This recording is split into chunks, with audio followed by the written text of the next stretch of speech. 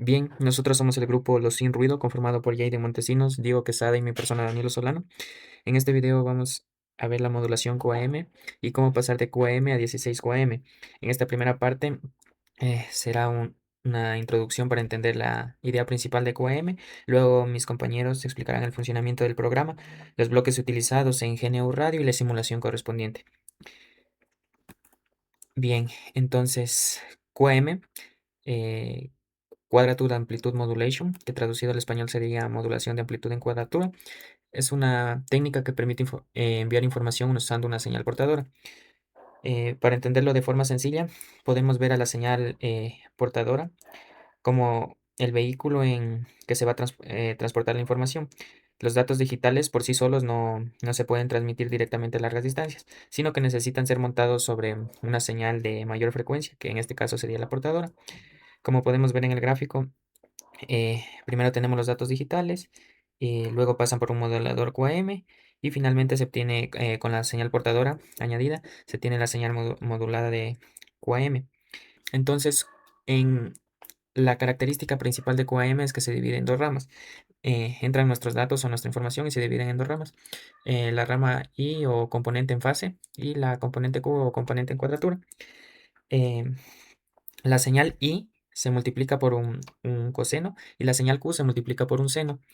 La diferencia entre estas dos portadoras es un desfase de 90 grados. Y finalmente se suman y se obtiene la señal modulada de QAM, cuya expresión la podemos ver en la parte de acá abajo. No es necesario memorizarse, o sea, toda la fórmula, sino más bien entender la idea. QAM usa dos componentes, la componente I y Q, las cuales trabajan juntas para transportar mayor información en una sola señal. Como podemos ver, tenemos dos ramas, entonces se lleva mayor información, como ya lo vamos a ver a continuación.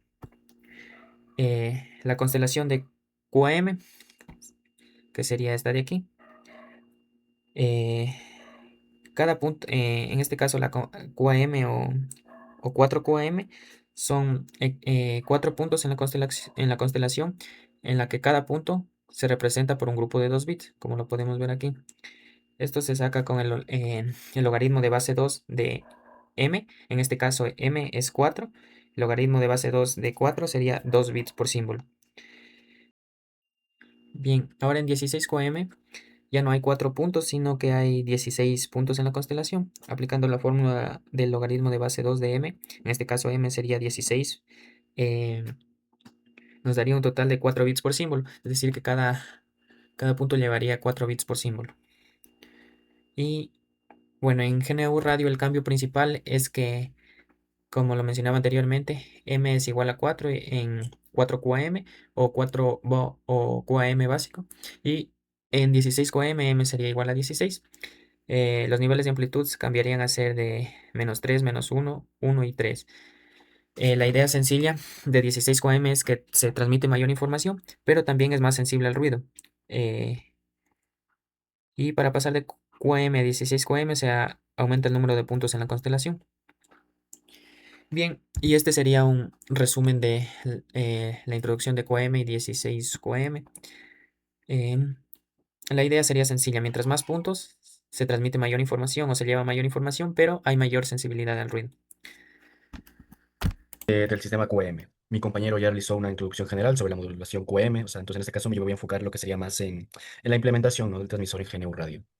La tarea uno solicita graficar los símbolos generados de la señal IQ y también graficar la forma de onda en el dominio del tiempo y de la frecuencia, y de la frecuencia de las señales de IQ, perdón. Además, las gráficas también deben estar organizadas dentro de un tab llamado transmisor y deben mostrarse en un solo panel. Por esta razón, en esta explicación todavía no voy a trabajar con lo que es la señal QM en paso banda, el ruido ni el receptor. Esta primera parte netamente se va a centrar únicamente en la generación de los símbolos y el procesamiento de las señales IQ en banda base. Muy bien, ¿qué es lo que tenemos aquí? Lo que podemos observar aquí, todos esos bloques que están aquí filtrados, que están aquí como que todos esparcidos, se corresponden al esquemático del transmisor. Esta etapa es la base del sistema porque a partir de ella se van a generar lo que son las componentes en fase y en cuadratura que luego serán usadas pues, para formar la señal QM. Primero tenemos lo que son las variables principales, que son, pues como hacemos la de siempre, la sum rate está configurada a 32 kHz, que corresponde a la tasa de muestreo. La variable m, que está configurada en 4, por lo que estamos trabajando en una modulación de 4 QM. También se configuró la variable sum persist con un valor de 32, que indica que cada símbolo está representado con 32 muestras. Y finalmente tenemos la variable, la carrier-frec, que está configurada a 12 kHz, aunque esta frecuencia se utilizará más adelante cuando la señal pase en etapa de modulación en paso banda. O sea, netamente con los que vamos a quedar aquí van a ser esas tres principales, ¿no? Como para ir teniendo la idea. También tenemos lo que es un selector, que es este de acá. Es el selector para cambiar lo que es el valor de Roloff, con valores de 0,9, 0,5 y 1, como se puede ver aquí. Este parámetro se utiliza en el filtro root raised cosine, que es este de acá. Esto y permite analizar cómo cambia el comportamiento de la señal en el dominio del tiempo y de la frecuencia. Vamos un poquito más rápido, ¿no? Que va el tiempo. El primer bloque que tenemos aquí es el random source, que nos va a permitir pues generar una secuencia aleatoria de bits, es decir, valores binarios entre 0 y 1. Esos bits representan la información digital que se desea transmitir de forma aleatoria. Bien, tenemos lo que es el bloque pack a bits. Esto, como estamos trabajando en modulación 4QM, cada símbolo representa 2 bits, por eso el valor de K es igual a 2. De esta manera pasamos de una secuencia de bits individuales a una secuencia de símbolos que posteriormente pues serán representados en las ramas respectivas, la I y la Q. Después del bloque backbits tenemos lo que es el bloque maps. En la rama I se utiliza lo que es el mapeo uno menos uno uno y -1, mientras que en la rama Q se ocupa el mapeo uno uno -1, -1. Con estos valores se obtienen las cuatro combinaciones posibles de la modulación 4QM. Esto significa que en cada símbolo se puede ubicar en uno de los cuatro puntos del plano IQ. Por ejemplo, las señales pueden tomar valores positivos o negativos en la rama I y positivos o negativos en la rama Q.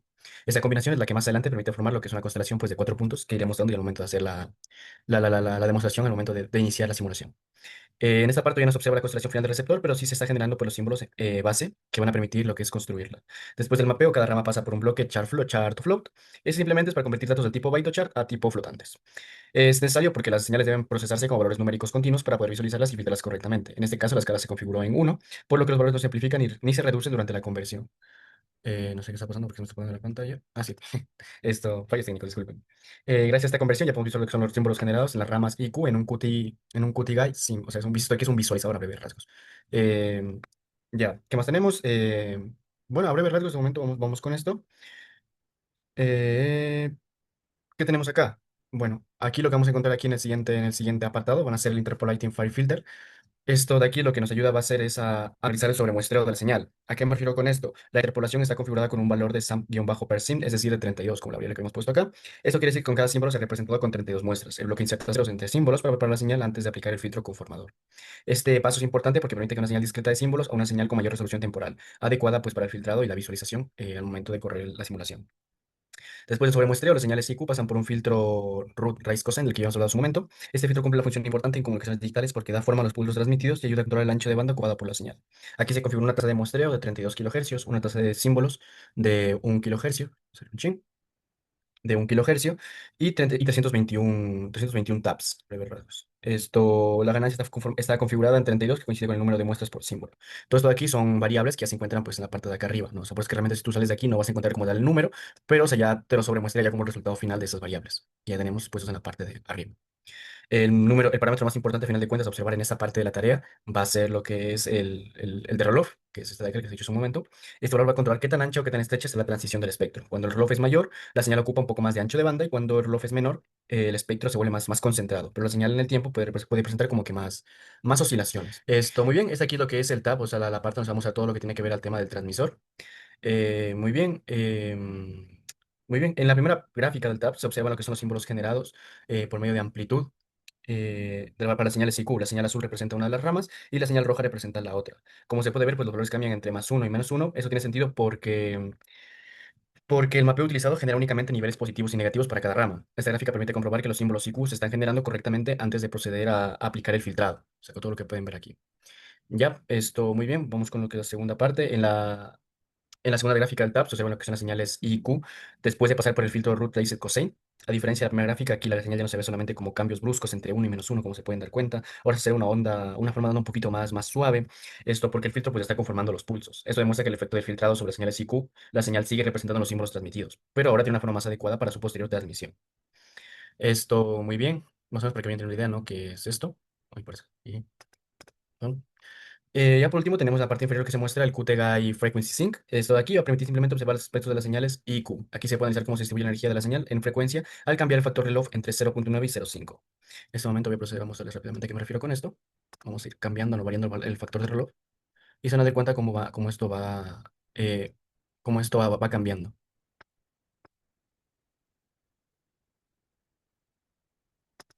Si se fijan acá abajo como que se va haciendo más compacto mientras a medida que más voy bajando el factor de reloj.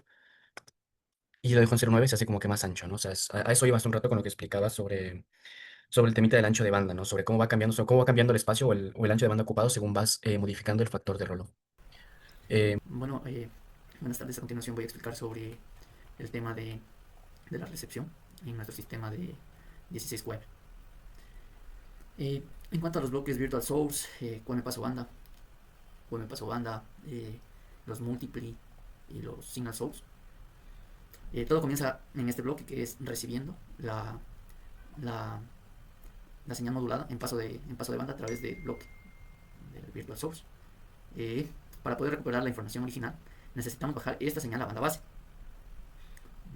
Esto lo logramos mediante la demodulación coherente, que es multiplicando la señal recibida, que en este caso hacen esta función estos bloques del múltiple, por dos portadoras locales generadas exactamente a la misma frecuencia de transmisión, en este caso 12 kHz, una portadora coseno para la rama de fase, que es I, y una portadora seno para la rama de fase, en este caso cuadratura, que es Q.